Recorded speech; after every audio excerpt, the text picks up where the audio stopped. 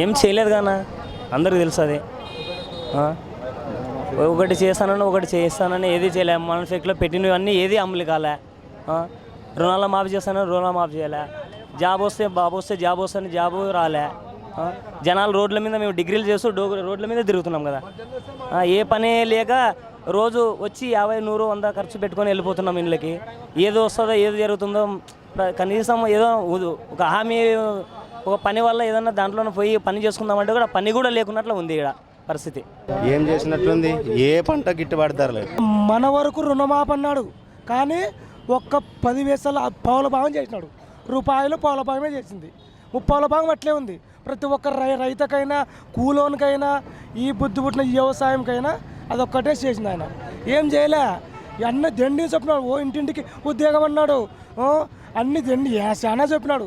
ఆయన కాలే. ఆయన 90% చేయలే, 10% చేసినాడు. అది మనకు కూడా వస్తుంది కదా. మనకు ఏదైనా రూపాయలు చేస్తానంటే ప్రజలకి బాగుంటుంది. అది ఇచ్చిన మనం ఏం చేస్తాం?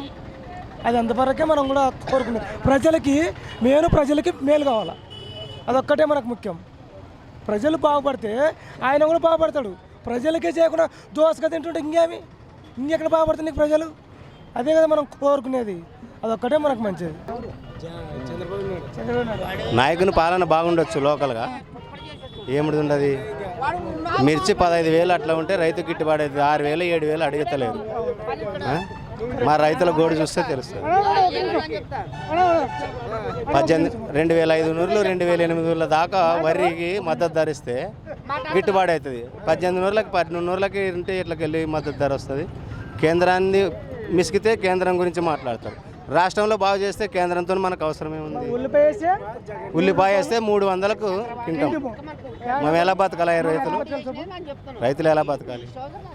ప్రతి రైతు ముందరికే వస్తారు. రైతుకి ఎన్ని పోటీ పడుస్తారు. ఏ నాయకుడైనా రైతు గురించే మాట్లాడుతున్నారు, కేంద్రంలో కానీ రాష్ట్రంలో కానీ. మాకు వస్తాలకి బువ్వ దొరకదు. వాళ్ళు మాత్రం మసూర్ బువ్వ, బాస్మతి బియ్యం హోటల్లో పెట్టుకొని తింటున్నారు. మాకు టయానికి అన్నం దొరకదు. మేము రైతులం సార్. మా గోడు అందరికి తెలియదు. కానీ ఏం అభివృద్ధి కాలేదు. కాగా తెలుగుదేశం నుంచి అస్సలు మా మండలంకి ఏది ఇచ్చింది లేదు, నా బొచ్చలేదు. పెద్ద కడూరు మండలం చూడమంది, దొడ్డి మేకల గ్రామము బాగా అడ్రస్ కూడా రాసుకోగల. చంద్రబాబు నాయుడు కూడా బాని నా గురించి చెప్పుకోగల. అంతే, ఇంకా అంతే మనం చెప్పేది. స్టాప్ 108 తీసేయలేదు, ఏదో కనపడుతున్నాయి అంతే. ఒకప్పుడు రాజశేఖర రెడ్డి ఉన్నప్పుడు వేరే, ఇప్పుడు వేరే. రాజశేఖర రెడ్డి ఉన్నప్పుడు అడుగడుగునవే కనపడేవి. ఇప్పుడు ఏదో ఒక రోజుకి ఒకటి కూడా కనపడడం లేదు. రుణమాఫీ చేస్తానని రుణమాఫీ చేయలే. ఆయన కొత్త హామీలు ఇస్తాడు కానీ అవి ఇవన్నీ పనులు చేయడం లేదు. చెప్పడం ఒకటి చేయడం ఒకటి ఆయనది అంతే. వైఎస్ఆర్ వస్తే బాగుంటుంది, మద్దతు ధరలు వస్తాయి, గిట్టుబాటు ధరలు అన్నీ ఉంటాయి కదని ఆలోచిస్తున్నాం. మాము రైతులన మాము అమ్మే రేట్లల్లా కన్నీకి దిగిపోయినవి.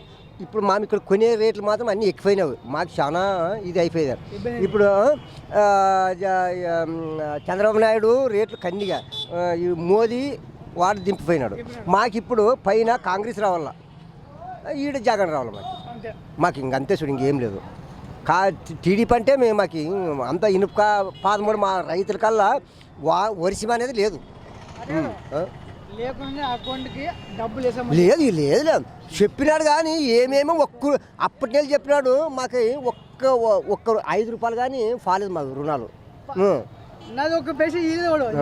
లేదు, మాము బాకీలు తెచ్చుకునేము. కాంపిటీషన్ బ్యాంకులో తెచ్చుకునేమే. ₹1 బాలేదు మాకు. ఇప్పుడు కానీ మరి అవి అకౌంట్లు తప్పు ఉండవు అవి అని ఇంత ఫోర్త్ లిస్ట్ పంపించాడు మా ఊరు కోటేకల్ మాది. అవి ఇంక అప్పుడు అన్నీ కరెక్ట్ రాసి పంపించాము. ఇంత ఫోర్త్ లిస్ట్ రాసి పంపించినాడు.